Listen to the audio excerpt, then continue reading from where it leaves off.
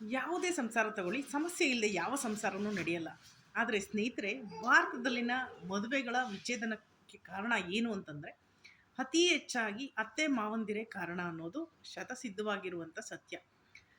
ಇದು ಯಾಕೆ ಹೇಗೆ ಅಂತಂದರೆ, ಪ್ರಾರಂಭದಲ್ಲೇ ಸೊಸೆ ಇಷ್ಟ ಆಗಲಿಲ್ಲ ಅಂದರೆ ಮುಗೀತು. ಸೊಸೆ ಇಷ್ಟ ಇಲ್ಲ ಅಂತಂದರೆ ನಂತರ ಮದುವೆನೇ ಹೊಡಿಬೇಕು ಅಂತ ಪ್ಲ್ಯಾನ್ ಮಾಡಿಬಿಡ್ತಾರೆ ಕೆಲವು ಅತ್ತೆಯರು. ಸೊಸೆ ಇಷ್ಟ ಆಯಿತು, ಅವ್ರಿಗೇನೋ ಇಷ್ಟ ಆಯಿತು, ಬಟ್ ಅಷ್ಟೇ, ಅದು ಕಾರಣ ಬೇಕಾಗಿರಲ್ಲ. ಇಷ್ಟ ಆಯಿತು ಅಂತಂದರೆ ತುಂಬ ಚೆನ್ನಾಗಿ ನಡೆಸ್ಕೊಂಡು ಹೋಗ್ತಾರೆ. ಅಯ್ಯೋ ನಮ್ಮ ಸೊಸೆ, ನನ್ನ ಮೊಮ್ಮಗು, ಆ ಪ್ರೀತಿ ನೋಡಬೇಕು ನೀವು, 2 ಕಣ್ಣು ಸಾಲದು. ತುಂಬ ಅದೃಷ್ಟವಂತರಿಗೆ ಬಹುಶಃ ಈ ಥರ ಸಿಗತ್ತೆ. ಆದರೆ ಸೊಸೆ ಬೇಡ ಅಂತ ಏನು ನಿರ್ಧಾರ ಮಾಡ್ತಾರೆ ಅತ್ತೆ ಮಾವ, ಅವರು ಯಾವ್ಯಾವ ರೀತಿ ಸಮಸ್ಯೆಗಳನ್ನ ತಂದೊಡ್ಡಿದ್ದಾರೆ ಅಂತ ಕಾನೂನು ಪ್ರಕರಣಗಳನ್ನ ಗಮನಿಸಿ ನಾನು ಹೇಳೋದಾದರೆ, ಮೊಟ್ಟ ಮೊದಲನೇದಾಗಿ ಏನು ಮಾಡಿಬಿಡ್ತಾರೆ ಅಂತಂದರೆ, ಗಂಡ ಮತ್ತು ಹೆಂಡತಿ ಅಂದರೆ ಮಗ ಮತ್ತು ಸೊಸೆಯ ನಡುವೆ ಲೈಂಗಿಕ ಆಸಕ್ತಿ ಇರದಂತೆ ಮಾಡಿಬಿಡ್ತಾರೆ. ಅದು ಹೇಗೆ ಅಂತಂದರೆ, ಮಗನಿಗೆ ಹೇಳೋದು, ಪ್ರತಿದಿನ ಚಾಡಿ ಹೇಳ್ತಾ ಇರೋದು, ನಿನ್ನ ಹೆಂಡತಿ ಹಾಗೆ ಮಾಡ್ತಾ ಇದ್ದಾಳೆ, ನಿನ್ನ ಹೆಂಡತಿ ಹೀಗೆ ಮಾಡ್ತಾ ಇದ್ದಾಳೆ, ನಿನ್ನ ಹೆಂಡತಿ ಅವನ ಜೊತೆ ಮಾತಾಡಿದ್ಲು, ನಿನ್ನ ಹೆಂಡ್ತಿಗೆ ಅಷ್ಟೊತ್ತಿಗೆ ಕಾಲು ಬಂತು, ನಿನ್ನ ಹೆಂಡ್ತಿ ಆ ಶಾಪಿಂಗಿಗೆ ಹೋಗ್ಬಿಟ್ಟು ಅಷ್ಟು ಖರ್ಚು ಮಾಡಿದ್ದಾಳೆ. ಪ್ರತಿಯೊಂದನ್ನು ಏನೋ ಹೇಳ್ತಾರಲ್ಲ, ಖಾರ ನುಣ್ಣಗೆ ನುರಿಸ್ತಾರೆ ಅಂತ, ಆ ಥರ ಮಗನಿಗೆ ಕೂತ್ಕೊಂಡು ಹೇಳ್ತಾನೇ ಇರ್ತಾರೆ, ಹಿಂಗೆ ಮಾಡಿದ್ಲು ಹಂಗೆ ಮಾಡಿದ್ಲು ಅಂತ. ಸೈರಣೆ ಇರೋದೇ ಇಲ್ಲ. ಒಂದು ಇದು ನೋಡಿದ್ರೆ ಪ್ರತಿಯೊಂದು ವಿಷಯದಲ್ಲೂ ಸೈರಣೆ ಇರೋದಿಲ್ಲ. ನಂತರ ಏನು ಮಾಡ್ತಾರೆ, ಅದಾಯಿತು, ಅದು ಮಗ ಏನು ಮಾಡ್ತಾನೆ, ಇರಲಿ ನಮ್ಮಮ್ಮ ಅಲ್ವಾ, ನನ್ನ ಹೆಂಡ್ತಿ ಅಲ್ವಾ ಅಂತ ಏನೋ ಅಡ್ಜಸ್ಟ್ ಮಾಡ್ಕೊಂಡು ಬಂದು ನೋಡಿ, ಇಷ್ಟೆಲ್ಲ ಚಾಡಿ ಹೇಳಿದ್ರು ಹೆಂಡ್ತಿ ಗಂಡ ಜೊತೆಗೆ ಓಡಾಡ್ತಾರಲ್ಲ.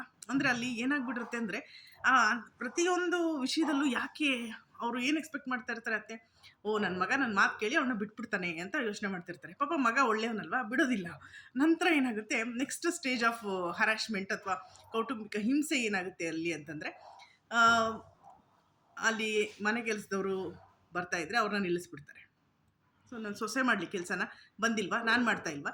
ಸೊಸೆ ಏನು ಮಾಡಬೇಕಾಗುತ್ತೆ, ಬೆಳಗ್ಗೆನೇ ಕೆಲ್ಸಕ್ಕೆ ಹೋಗೋದಾದರೆ ಎಲ್ಲ ಮಾಡಿಟ್ಬಿಟ್ಟು, ಅಡುಗೆ ತಿಂಡಿ ಮಕ್ಕಳಾಗೋಕ್ಕೆ ಮುಂಚಿಂದಿದ್ದು ಕತೆ ಎಲ್ಲ ಮಾಡಿಟ್ಬಿಟ್ಟು ಹೋಗ್ಬೇಕಾಗುತ್ತೆ. ನಂತರ ಏನಾಗುತ್ತೆ, ಏನು ಮಾಡ್ತಾ ಇಲ್ಲ, ನನಗೆ ಹುಷಾರಿಲ್ಲ, ಅತ್ತೆ ಶುರು ಮಾಡ್ತಾರೆ, ಏನು ನನಗೆ ಹುಷಾರಿಲ್ಲ, ಏನು ಕಾಲು ನೋವು ಕೈ ನೋವು, ಈ ವಯಸ್ಸಾದವ್ರು ಏನು ಹೇಳಿದ್ರು ನಂಬಲೇಬೇಕಾಗುತ್ತಲ್ವ. ಸೊ ಅದು ಶುರು ಆಗುತ್ತೆ.